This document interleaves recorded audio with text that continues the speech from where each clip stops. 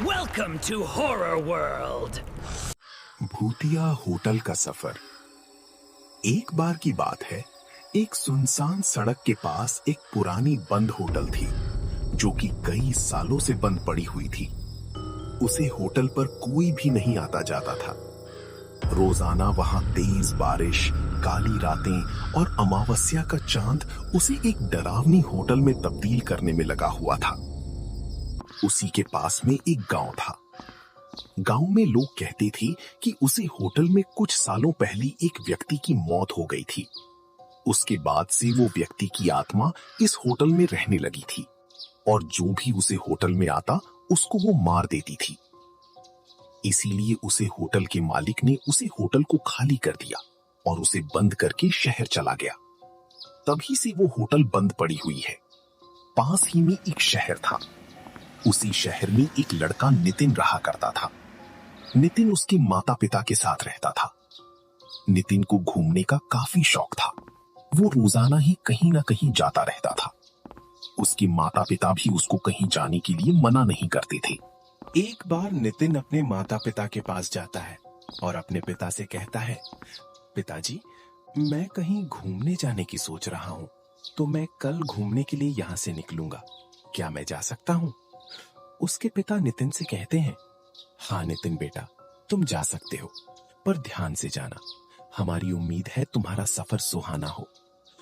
उसी दिन नितिन अकेले जाने की बजाय अपने साथ अपनी एक बहुत अच्छी दोस्त काजल को अपने साथ ले जाने के लिए काजल के घर पर आता है। नितिन काजल के घर पर आता है। काजल नितिन से कहती है, आओ नितिन, बहुत दिन हो गए तुमसे मिले हुए, आज यहाँ पर कैसे आना हुआ? नितिन काजल से कहता है, काजल, दरअसल मैं कहीं लंबे दौरे पर चला गया था, इसलिए तुमसे मिलना नहीं हो पाया, लेकिन इस बार हम दोनों साथ ही घूमने चलेंगे, तो उससे हम एक दूसरे को टाइम भी दे देंगे और घूमने का मजा भी आ जाएगा। काजल कहती है, अच्छा नितिन, तुम्हारा आइडिया तो सही है, लेकिन मुझे कुछ काम है, तो मैं आज तो नहीं चल पाऊंगी, हम कल चलेंगे। नितिन कहता है, हाँ काजल, मैं भी तुम्हें यही कहने आया था कि हम कल ही चलेंगे, आज तो मुझे भी काम है। दूसरे दिन दोनों को काम करते करते काफी वक्त लग जाता है और रात हो जाती है। लेकिन दोनों को घूमने की इतनी जल्दी थी कि नितिन अपनी गाड़ी लेकर काजल के घर के बाहर आता है और काजल को पुकारता है। काजल बाहर आती है और कहती है, क्या हुआ नितिन, क्या बात हो गई?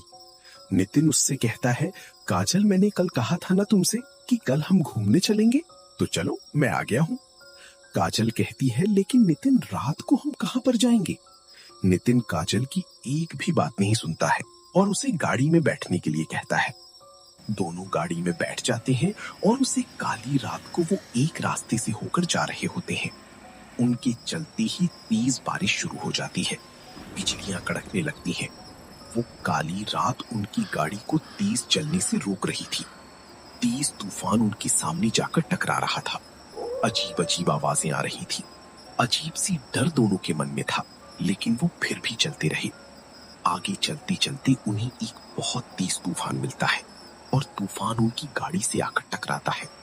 नितिन गाड़ी को संभाल नहीं पाता है और सड़क से नीचे कूदा देता है। दोनों बाहर आते हैं।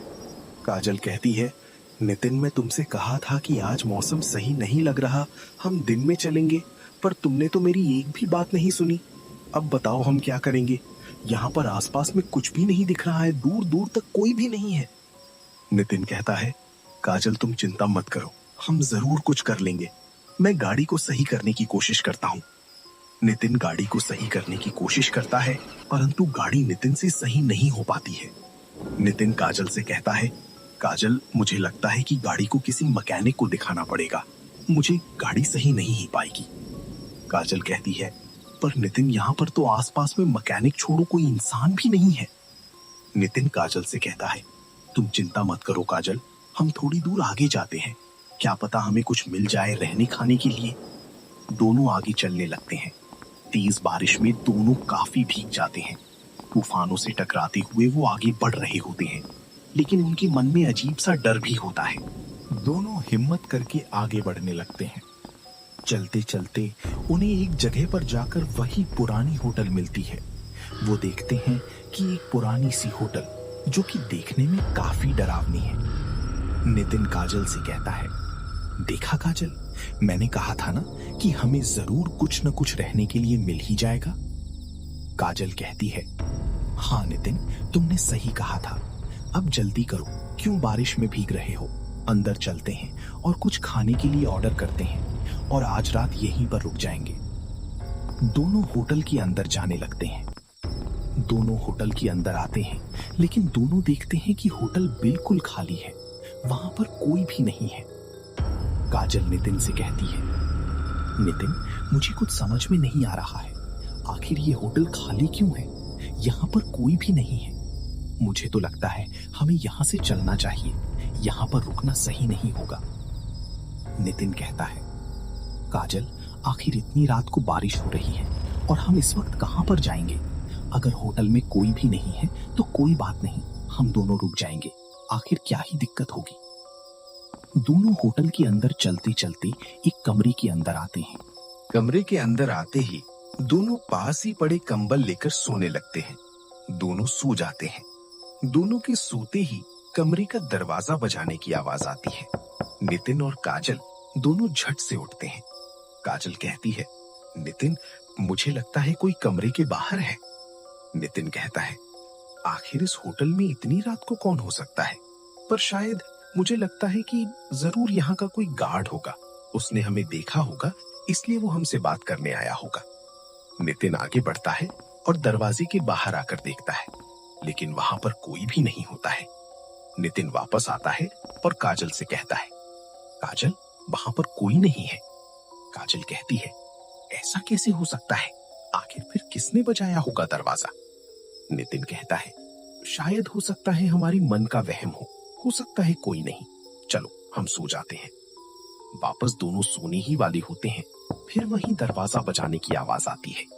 अब की बार दोनों बाहर आते हैं और देखते हैं तो उनके सामने एक अजीब सा डरावना दिखने वाली एक भूतिया आत्मा होती है। दोनों को कुछ भी समझ में नहीं आता है। दोनों काफी डर जाते हैं। वो आत्मा उनसे कहती है, हा हा हा हा, आज तो मजा आ गया, बहुत साल हो गए किसी को खाए हुए, आज तो तुम दोनों को मारकर खा ही जाऊंगा।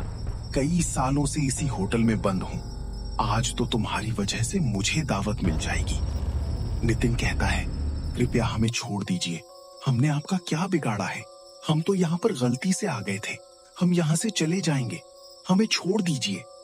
काजल कहती है, हाँ, कृपया हमें छोड़ दीजिए, आपको क्या चाहिए वो हम आपको दिला देंगे, लेकिन हमें छोड़ दीजिए, हमें मत मारिए।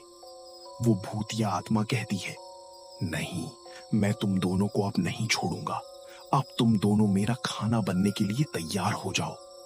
वो आत्मा एक भट्टी और एक बड़ी सी कढ़ाई वहां पर लगता है और अपनी शक्तियों से दोनों को उसे कढ़ाई में डाल देता है और उन दोनों को उस कढ़ाई में पकाकर उन दोनों को मार देता है।